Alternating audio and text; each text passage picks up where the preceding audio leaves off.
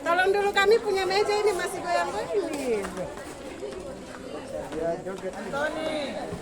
Assalamualaikum warahmatullahi wabarakatuh. Waalaikumsalam warahmatullahi wabarakatuh. Innal hamdalillah nahmaduhu wa nasta'inuhu wa nastaghfiruh wa na'udzu billahi min shururi anfusina wa min sayyiati a'malina.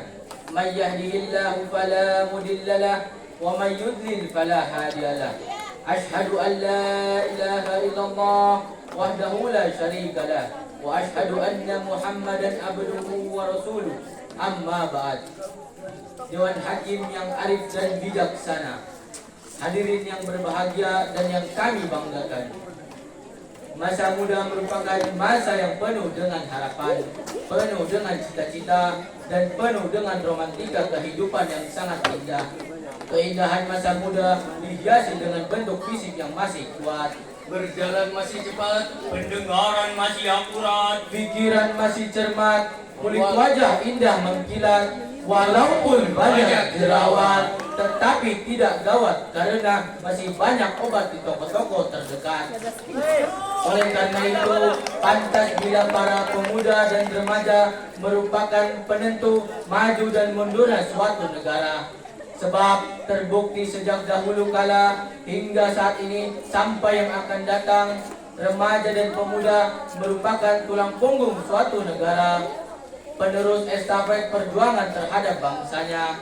Sebagaimana Syekh Mustafa Al-Ghulayani, seorang pujangga Mesir, berkata, Inna fi yadi syabani amrul ummah wa fi aqdamiha hayatiha. Yang artinya, sesungguhnya pada tangan-tangan pemudalah urusan umat, dan pada kaki-kaki merekalah terdapat kehidupan umat. mengingat betapa pentingnya remaja dan pemuda sebagai generasi penerus bangsa, maka pada kesempatan yang baik ini kami akan mengangkat tema mengenai remaja dan pemuda sebagai generasi penerus bangsa dengan landasan Al-Quran surat An-Nisa ayat 9. Bismillahirrahmanirrahim. وَلْيَخْشَ الَّذِينَ لَوْ تَرَكُوا مِنْ خَلْفِهِمْ ذُرِّيَّةً خَافُوا عَلَيْهِمْ وَلْيَتَّقُوا اللَّهَ وَلْيَقُولُوا قَوْلًا سَدِيدًا. Shadaqallahul Azim.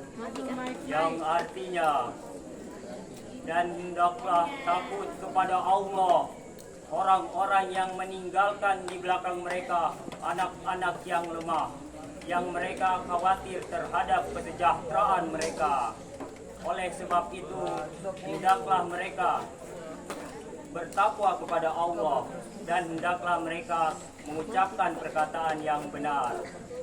Menurut ayat di atas, jelas-jelas Allah Subhanahu wa Ta'ala memperingatkan manusia supaya tidak meninggalkan generasi penerus yang lemah, baik fisik, mental ataupun intelektual, karena ini bisa menyebabkan kemunduran.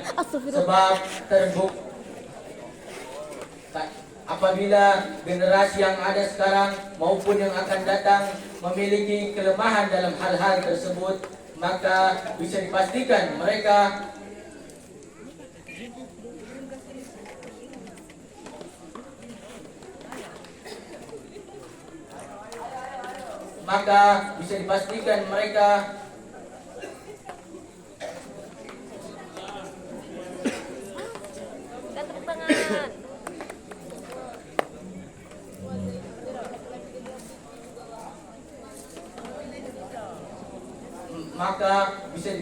mereka mudah terhanyut dalam gelombang bencana kemerosotan moral yang disebabkan oleh penyalahgunaan media.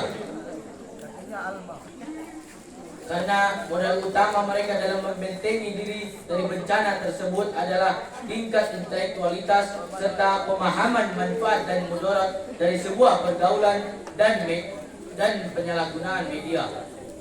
Sehingga hal ini sehingga hal ini memudahkan remaja dan pemuda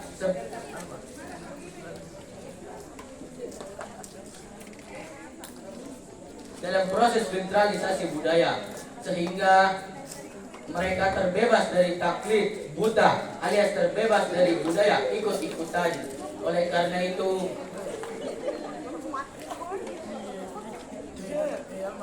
itu wajib bagi kami, saya, saudara dan kita semua merasa takut jika meninggalkan generasi keturunan yang lemah. Profesor Dr. B.J. Habibie mengatakan setidaknya ada 5 kelemahan yang harus kita hindari, yakni lemah harta, lemah fisik, lemah ilmu, lemah semangat hidup, dan yang sangat ditakutkan adalah lemah akhlak. Hadirin, jika 5 kelemahan ini melekat pada generasi pemuda dan remaja kita, saya yakin mereka bukan sebagai pelopor pembangunan, melainkan virus pembangunan, penghambat pembangunan, bahkan penghancur pembangunan. Padahal hadirin, di negeri tercinta ini sejarah telah membuktikan sejak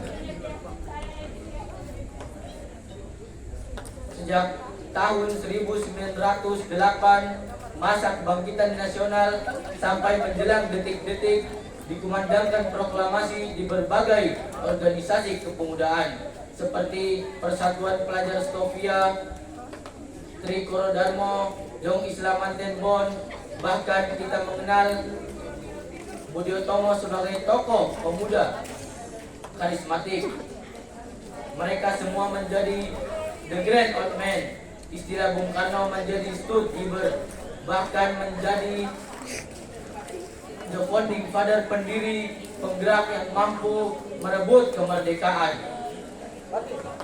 Sejarah tersebut mengajarkan kepada kita semua selaku remaja dan pemuda saat ini dan yang akan datang untuk memiliki semangat juang yang tinggi dan tanggung jawab penuh terhadap nusa, bangsa, dan agama yang kita anut saat ini. Sebab sabanul yaum rijalul god.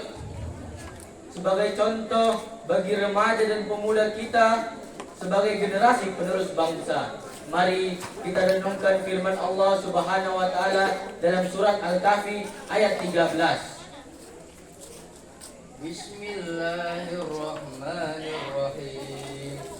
Nahnu naqussu 'alaika naba'ahum bil haqq.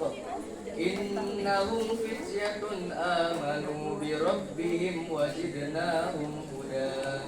Shadaqallahul 'azim. Yang artinya, dan kami kisahkan kepadamu Muhammad berita ini dengan benar. Sesungguhnya mereka adalah pemuda-pemuda yang beriman kepada Tuhan mereka, dan kami tambah pula untuk mereka petunjuk. Hadirin masyarul muslimin rahimakumullah. Imam Ali As-Sabuni dalam kitab Safwatut Tafasir memberikan syarahan terhadap ayat tersebut dengan redaksi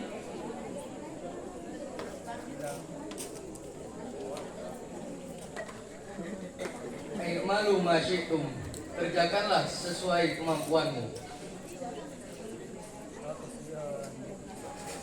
setidaknya ada 5 olah yang harus kita kerjakan, yakni olah rasa, Olah rasio, Olahraga, olah usaha, dan olah kinerja. Dr. Muhammad Sulaiman As-Sabuni dalam kitab Safwatut Tafasir, Dr. Muhammad Sulaiman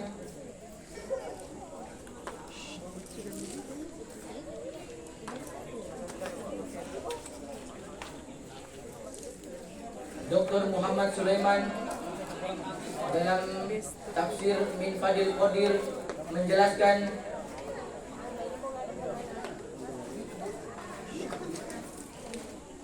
hadirin masyarul muslimin rahimakumullah.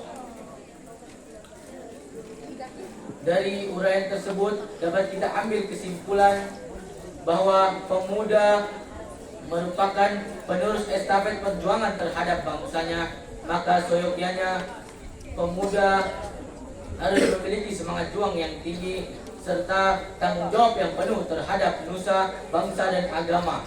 Hal ini juga menjadi tanggung jawab kita bersama agar tidak meninggalkan generasi penerus yang lemah, baik fisik, mental ataupun intelektual. Hadirin yang berbahagia, hidup sendiri tanpa seorang kekasih. Cukup sekian dan terima kasih. Wabillahi taufiq wal hidayah. Wassalamualaikum warahmatullahi wabarakatuh.